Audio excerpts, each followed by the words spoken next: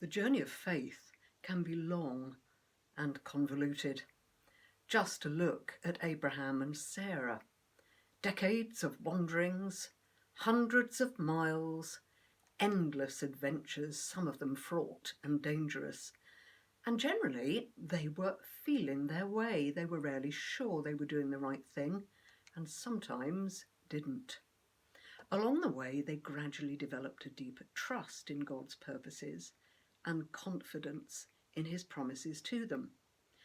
For later generations, things were much the same, as indeed they are for us. Jacob, grandson of those pioneers of lifelong friendship with God, had embarked, none too promisingly, on his own voyage of discovery. As we catch up with him today, he is a fugitive, running away for his own safety from the elder brother he has cheated of their dying father's blessing. But as it transpires, this is a turning point for Jacob, a moment in which he discovers God in a new way. For many ancient peoples, dreams were considered hugely significant when the unconscious mind encountered something quite beyond our little earthly bubble. Up to now then, maybe Jacob had been going through the motions just a little, but at low ebb after all the family's troubles, when he's least expecting it, a life-changing revelation arrives, right out of nowhere. What did I think would happen? Was Esau just going to roll over and hand me his place as firstborn pa's number one heir? Me? The wimpy kid always loitering within tents, hiding behind his mother's skirts? If this was his own fault, he'd never admit it. I doubt he even remembered the lentil soup. It was nothing to him. But don't imagine I didn't feel bad. The old man was gutted, and Ma and I had tricked him too, at the very last. We might have been thinking about the future, but an old blind man, how low can you get? Once our game was up, both the olds told me to head for Uncle Laban's, put some distance between us till Esau calmed down, and find yourself a suitable wife while you're at it. The promise about our family's future rested squarely on my shoulders. What's done is done though, so I just had to go. Aram was hundreds of miles away. I was exhausted and oddly bewildered. I'd never thought of sticking those animal skins on my arms, or the smell of the outdoors on Esau's clothes. Perhaps we'd done the wrong thing, but for the right reasons.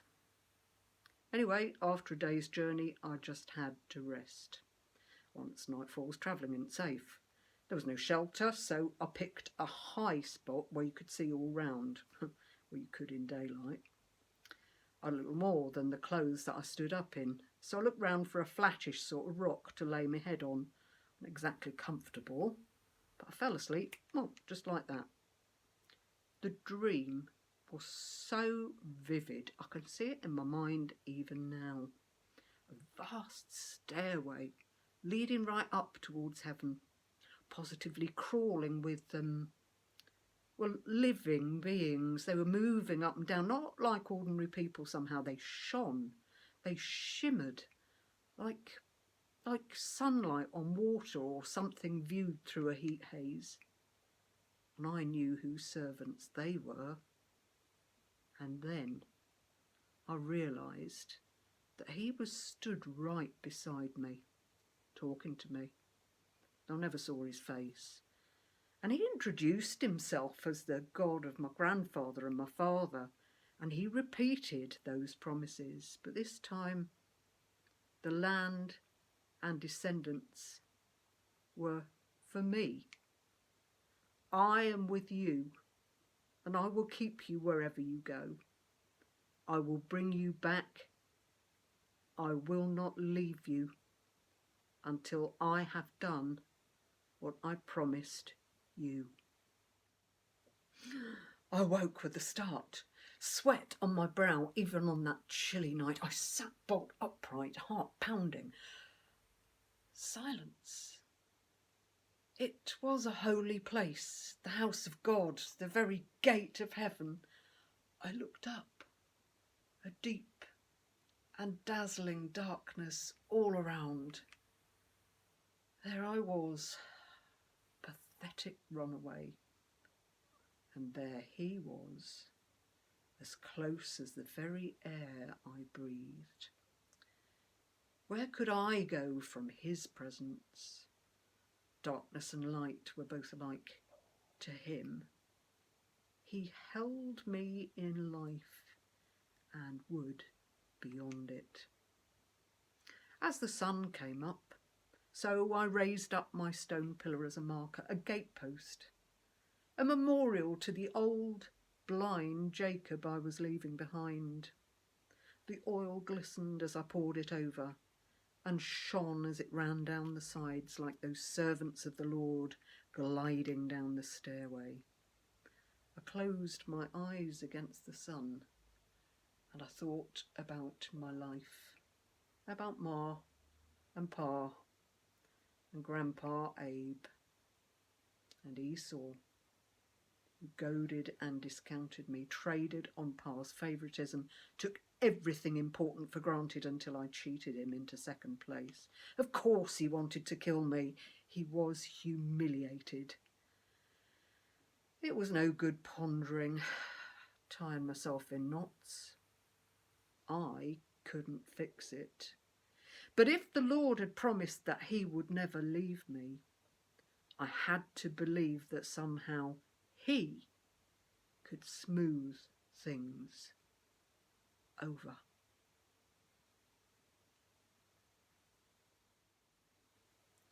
Jacob had plenty of reasons to feel badly about what he had done, deliberately deceiving his dying, disabled father. Whatever their relationship had been was worse than disrespectful, and went against the grain with a young man with an instinctive feel for the bigger purposes of God. So now he had to leave his home behind, with no idea how long his exile might last. But that night vision at Bethel, newly named, had brought the sheer wonder of the living God to him in a new way.